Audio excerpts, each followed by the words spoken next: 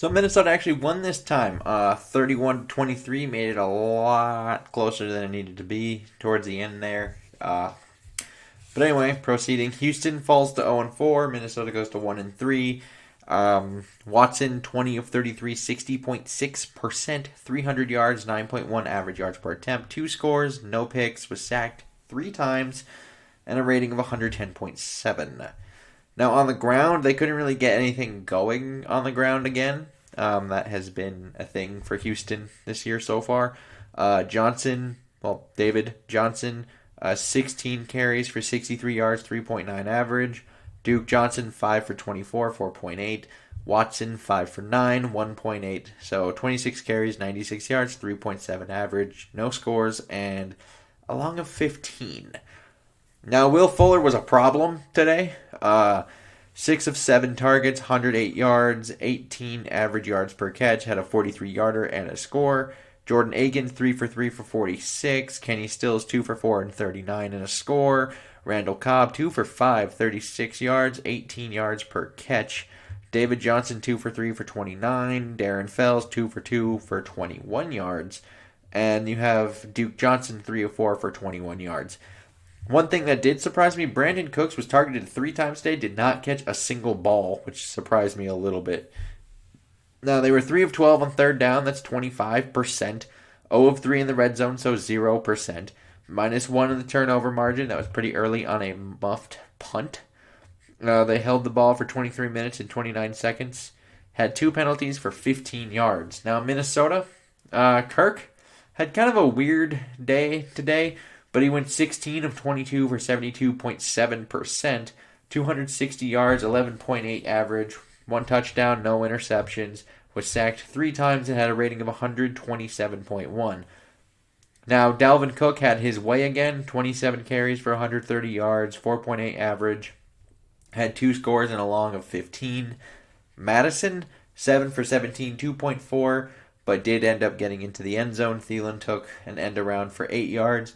Kirk, 4 for 5, and Ham, 1 for 2. So 40 carries, 162 yards, and 4.1 average yards per carry with the 3 total scores.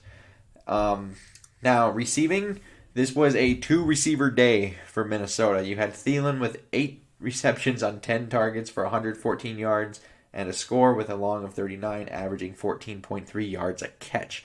Now, Justin Jefferson was targeted 5 times, had 4 catches for 103, 25.8 yards per catch, and a long of 29. Rudolph, 2 for 2 for 27. Dalvin, 2 for 2 for 16. And then Johnson, Ham, and Irv Smith were all targeted once.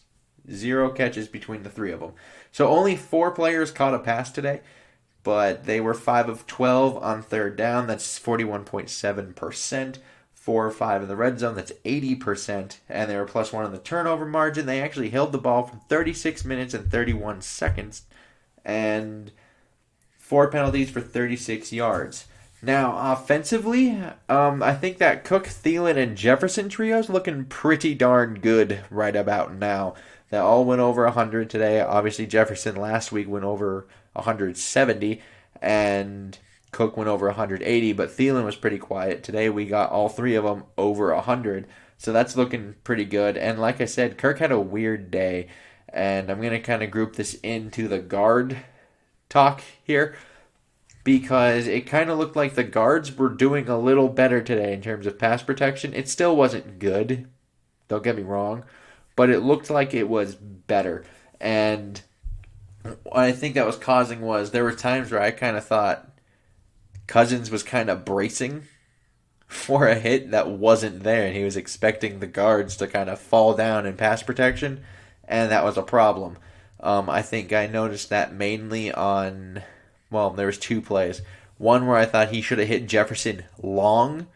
It was a play action pass, I think in the 3rd quarter, roughly, and he had some time there, but he double clutched it, and it ended up turning into a sack. And I thought he had Jefferson, but what ended up happening was he kind of went into a little fetal position, and he kind of expected to get hit, but there was no one there. He just like, well, the mental clock says time to get hit. and that's a problem. That's a team problem. That's not just a Kirk problem. I know a lot of people make it seem like, oh, that's only the quarterback. Not necessarily. The guards have been so bad. He's preparing for hits that aren't there. That's a problem. And the other one where I thought it was pretty noticeable was he missed a touchdown throw to Thielen pretty early as well. Um, and there was a holding on Dozier anyway, so it wouldn't have worked. But he didn't really need to even move around there. He was already telling himself he needs to move because he's going to get sacked, and that wasn't the case. He just moved, and by him moving, I think that carried him to a little bit of a just too far of an inaccurate pass. And then he just had a straight up bad throw on the next play to Justin Jefferson. That was his one target that didn't get completed. It was an out route on the left side of the field. And then they end up missing a field goal and they kind of come back a bit. So, yeah. And I also thought, just speaking on the line here, I think Reef had a pretty rough day. Normally he's okay-ish. Like he's kind of like average. Like I'm not really like... He's going to have bad days. Today was a bad day, and that's going to happen sometimes. And I would like to see some other players catch a pass. We only saw 4 today. Let's get some more involvement from other guys, as good as the trio of Cook, Thielen, and Jefferson may or may not be. I mean, we've only seen 2 games with Jefferson, but it's looking really, really good since they put him into the starting lineup. So, optimistic there. And mainly, I would like to see some more Irv Smith involved. I think that's a weapon that we aren't using enough. And with the tight ends, I know it's hard because the line has been struggling so much. You would like to actually keep them in for pass protection, which is also not ideal. But I would like to maybe see some screens or something to him. And I would like to note 36 minutes and 31 seconds of possession time. Good job, fellas. That's really good. That's, almost double what they had in the first game. So, good job. And defensively, I think they actually took some solid steps today. I know there's some people that look at this Watson stat line where he went 20 of 33, 300 yards, 9.1 average, and they allowed 2 scores, and he had a passer rating of over 110. They'd be like, this defense is still complete garbage. Now, I will say, Harrison Smith was ejected. So, towards the end of the first half. And before he was ejected, Deshaun Watson completed 6 of 13 attempts. That's 46.1% for 79 yards, a 6.0 average yards per attempt. No scores, no interceptions, and had a quarterback rating of 65.9. After, I don't think it's a coincidence that once Harrison Smith comes out, he goes 14 of 20 for 70%, 221, 11 yards per attempt. End up with 2 scores, still didn't have an interception, and a quarterback rating of 39.9. Especially when 48 of those yards and those 2 scores came directly from George Iloka, the backup safety. Directly. So, yeah. I think we learned the value of Harrison Smith today. He's really good at football. And I think the rush defense was better. Overall, they only got 3.7 yards per attempt. But at the same time, this team was not good coming into this game on the rushing, running the ball aspect of the game. They were already averaging 3.7 yards per attempt prior to this game. That was just their team average. And now they have 3.7 yards. So I would like to see some other improvements on this, just because it's like they didn't really give me anything that's like, well, that could have just been Houston doing Houston things, where not necessarily Minnesota doing better things. It's just maybe this was just 2 very movable objects meeting at once.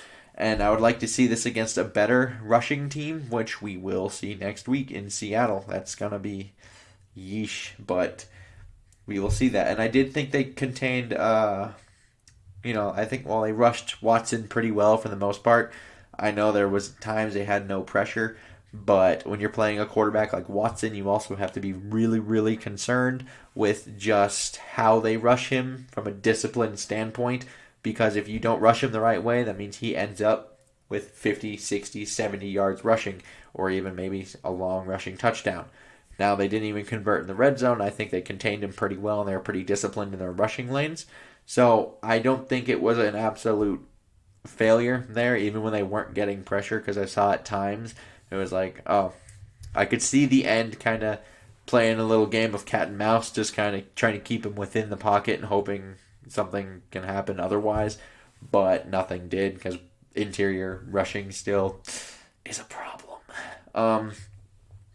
Overall, I do think we ended up having both sides of the ball with improvement here. And I know that's going to seem odd because Kirk looked, like he didn't look comfortable at times, which I think was true. But at the same time, I think it's because we had improvement that he didn't look comfortable.